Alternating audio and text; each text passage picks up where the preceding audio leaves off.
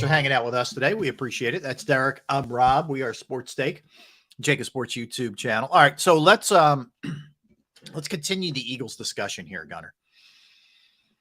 If you had to, I don't know, point a finger at why you think the offense is struggling the way it is, would it be simply Hurts play? Would it be, what you're seeing in terms of play calling / scheming or teaching, however you want to put it, adjustments in game, offensive line, maybe rust in the early going, credit to the team that they're playing? Like, how would you assess the reason why they haven't been as maybe on point as we're used to?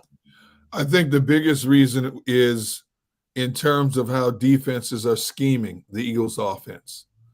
I think that's the biggest thing. I think what A.J. Brown said after the second game is so true in terms of when we step to the line of scrimmage, we see one thing we think is there, and then all of a sudden the defense adjusts on the snap and does something completely different, and that throws them off kilter a little bit. Well, guess what? You know what? The better teams, offenses in the National Football League, adjust on the fly at any given moment. That's what you have to do, whether it's a receiver adjusting a route, whether it's the quarterback sight adjustment, whether it's the quarterback coming off his first read quicker and going to the second or third options quicker, and that has not been as fluid.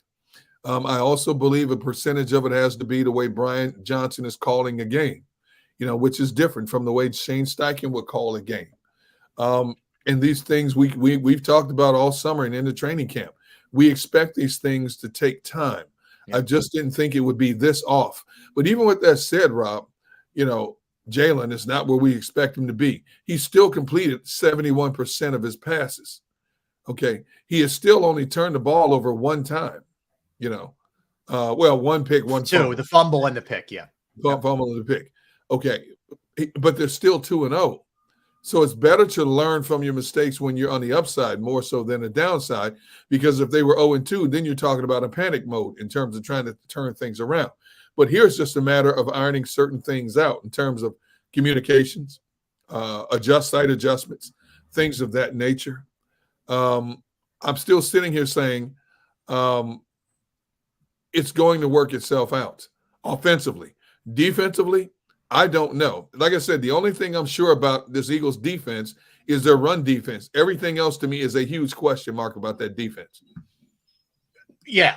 Let me jump on the offensive part first. I think it can be a sprinkling of a lot of things, and I think it is. I think I don't think Jalen's going through his progressions as well as he had last year. I think they're playing better defenses for the most part, at least pretty good defenses so far in the season, and that'll continue on Monday. I don't know. I think no matter, even if you've been in a position that Brian Johnson's been in, if you haven't called plays in the NFL, there's going to be an adjustment period, and we have to allow for that. And I don't think we're allowing for it. And we all assumed the offense just wasn't going to skip a beat, and it skipped a little bit of a beat. I think they have made in-game adjustments. I mean, no greater example than Thursday when they weren't passing it well. They went to the run and they destroyed them with the run. They didn't keep trying to force feed it. Yes. So I think it's a bunch of different things. I think they're also seeing things they didn't see last year. And this is where their acumen as game planners and studying film and all this other stuff has to be, they got to step up their game too, the coaches. And Jalen does. Jalen's going to see things he hasn't seen before. It's a league where they're always looking to take things away from you. And then if something works, everybody becomes a copycat. And that's what we're going to keep seeing until the Eagles prove them otherwise. Now, I just saw somebody post it. It said that, Yellow Ranger. Slay mentioned on his podcast that they kept the play calling light for the quick turnaround. Yep. They're lucky they won that game. Brian needs to do better with his play calling. Okay. So since that last game, last Thursday, all the offense has heard about is what's the problem with the offense. So now it becomes a pride factor. When you look at the elements on this offense, Pro Bowlers all up and down, offensive line, wide receivers, quarterback, now becomes a pride factor to show people we are still a dominant offense. And that's why Monday night's game is so imperative. It is under the national spotlight. You are considered one of the most lethal offenses in the entire NFL, and we expect to see something close to that on Monday night. Anything less than that, the questions begin to magnify about this team. And Rob, as we know, the more we have questions on the outside looking in, the more they have questions on the inside looking out, and a little bit more irritated and agitated they get on the inside looking out because their prowess is being questioned. Yep. Good. You know what I mean? If whatever, that's fine. Let them use whatever motivation that works for them. Great. You want to pay attention to the outside noise. Great. Go for it. I'm fine with that. Kelsey talked about how they're seeing things they didn't see last year, and they're throwing a lot of junk defenses. They're never going to anything vanilla again, and they need to figure it out. I mean, they need to figure it out as an offense. And I think the offensive line, in terms of pass blocking, has to be better than they've been so far. Like, if you look at some of these ratings, man, I can't figure it out on PFF, but Lane's ratings haven't necessarily been great. Kelsey's haven't necessarily been great. Mailata's was through the roof good last week. He turned it around and played much better. The guards have been okay, pretty solid. But yeah, I mean, I think there's tons of room for improvement. But I think it is a critical point. When you only have 4 days off, you can't really change a ton. You're sort of at the mercy of just getting everybody ready enough with somewhat of a game plan and rolling. This is where we are going to find out about them when they have this much time. There's no excuse that, hey, we just played a game 4 days ago, blah, blah, blah, and here we go. No, you have plenty of time to make the adjustments and fix this. I will go so far as to say this, and I bet he would second this notion. And I would tell him this himself. I don't think Lane Johnson has played up to par the first 2 games. He hasn't. No, he hasn't given up an official sack, but I'm talking about guys getting around the edge on Lane and guys going under Lane to the inside, forcing Jalen to the outside. I don't think Lane has played close to what we expected him to be, which is arguably not just the best right tackle in the game, but the best offensive lineman in the game. Yeah. And I think he would agree with that as well, to be honest with you. Mm-hmm. So I expect to see Lane get back, because Lane is a very prideful individual. If you know anything about Lane Johnson, know this. He's very prideful. He takes a lot of pride into what he has built. And he takes a lot of pride into the fact that he has not given up a sack in 2 years. That means a lot to him. But he has not played like that guy through the first 2 games. And, he's healthy. Haven't heard any injury reports about him. Now it's just a matter of seeing Lane level his game out as well. Now, this offensive line in the run blocking game has been phenomenal in that regard. But pass blocking has left a lot to be desired in these first 2 games. And I guarantee you, Todd Bowles is dialing up zone blitzes, delayed blitzes, blindside blitzes for this game coming up Monday night. Yeah, I mean, they're, that we'll get into Tampa in a second, but they're also defending the run very well. So that's obviously a strength that the Eagles have. It's going to be a little head on head there to see what happens there. But let's just hop to the other side for a minute. Again, we haven't gotten any updates. At least I haven't seen anything on the status of James Bradbury. Hopefully he comes back. And if he comes back, obviously you feel good about your corner position in terms of your outside guys. You worry about the nickel here, what that's going to look like, because the injuries are on that side of the ball real, Derek. Nakobe Dean, out, for certainly not playing on Monday night. He's going to be out for a little while longer. And we know now Avonte Maddox. By the way, Dan Campbell saying that CJ has a clean tear. And their hope is actually that he plays by the end of the year with a torn pec. Wait a minute, a clean tear. Clean meaning it was an easier surgery. I don't know if that's the term, but the surgery wasn't as complex as some other ones are. That's what he meant by that. Okay. All right. So anyway, I just wanted to pass that along. But I mean, Derek, as we talked about, you're looking at real inexperience here in the secondary, aside from Slay and Bradbury. I mean, you're talking about if Blankenship comes back with the ribs, first year as a starter, Justin Evans, who, he's played in the league, but he was out of the league for a while. Josh Jobe, Mario Goodrich, Yes. Eli Ricks, Keely Ringo, Sidney Brown, all probably looking at quality minutes in this game. And how does that make you feel about Not the back good. end of the defense? I worry about that. I think it's a real concern. There's a lot of talent there, but a lot of raw talent. Yeah. It has to be refined. They have to see game situations, multiple game situations to truly get a feel for what their assignments are. They're learning on the fly right now, Right.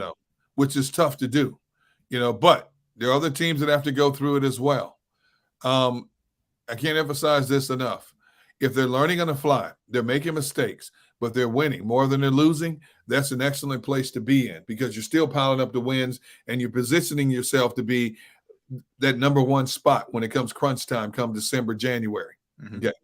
If they start losing games while these guys are making mistakes, now you're scrambling. That's when I expect to see Howie possibly make some more moves of bringing in some people with veteran presence. But then again, whatever you get that's on the outside looking in, waiting for somebody to call them now, you wonder why they're sitting home because other teams, even teams that that aren't going to have winning records but need help, have not called them. That makes you wonder why. Well, that's why I still think there's a pretty good possibility that they make a trade and he digs into a team that's headed nowhere. I really do. I mean, when you have the resources that they have in next year's draft, I think you start looking at teams, Arizona that's going nowhere.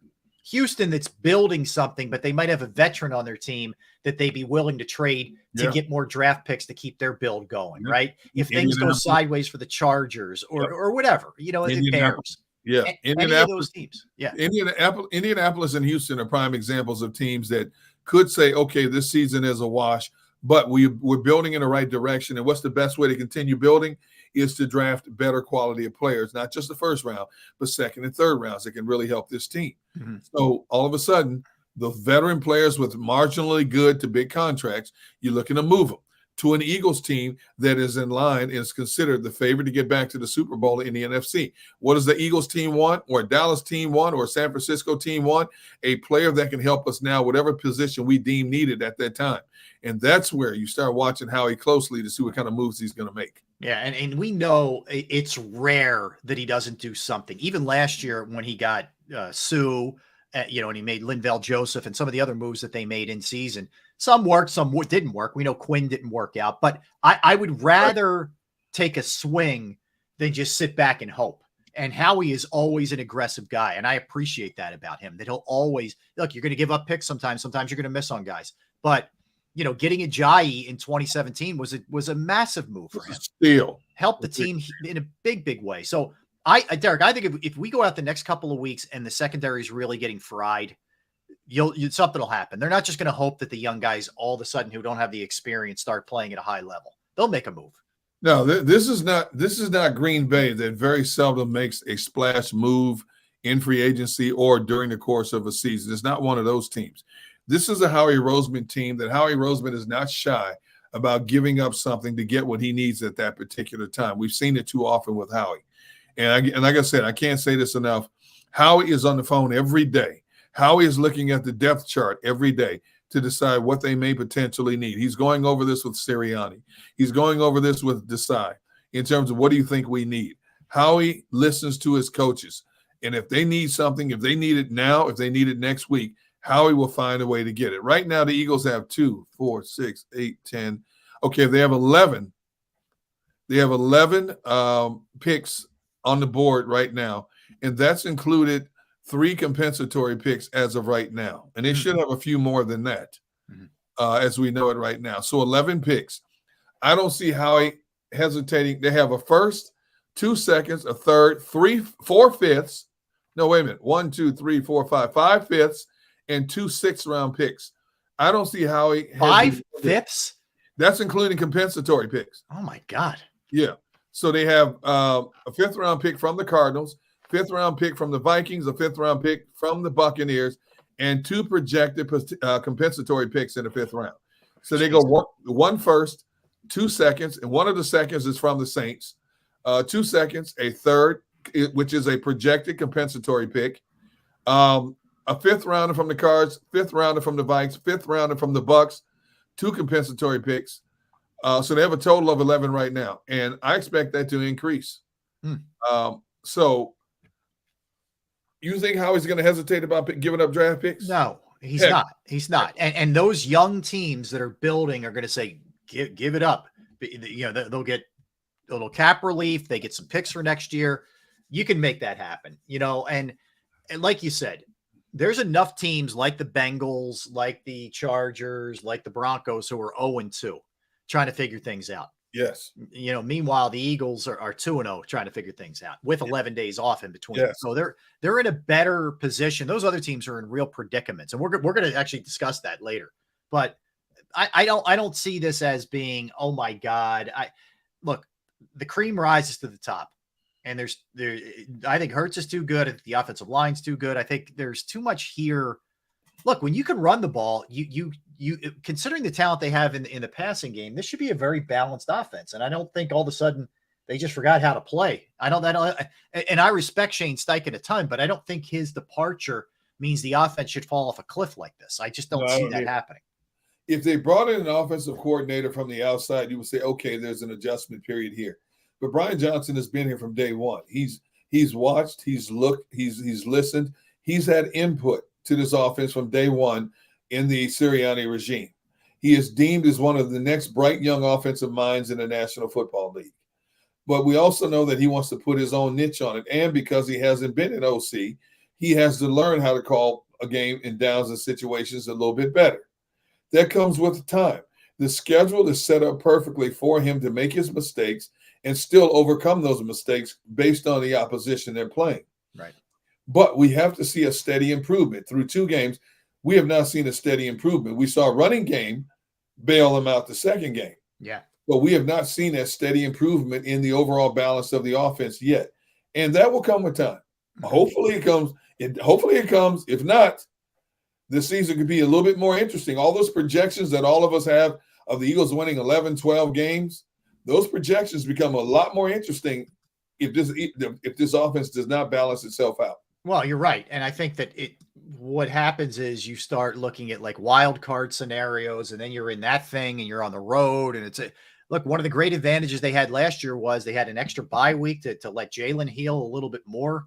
They played everything at home. It's a huge advantage in that league for sure. Yes. All right, let's come back. Let's dig into the Buccaneers off to a 2-0 start. Maybe one of the surprises so far in the National Football League, what they bring to the table, their setup they have on defense, the setup they have on offense, who are some of the key players. They have the punter of the week, the special teams player of the week. So we'll dig into all those kind of things when we get back. Don't go anywhere. That's Derek Gunn. I'm Rob Ellis. We're Sports Take. I want to tell you about Jim Murray and Principal Financial Group, because finding the right person to help guide you, with your finances is critical, and you ask yourself the question, am I getting the most out of my money? Am I investing this the right way with the right person that I trust? I went through all those questions, and I went through a bunch of different people, and I found the right person in Jim Murray and Principal Financial Group, whether it's retirement planning, 401k review, insurance review.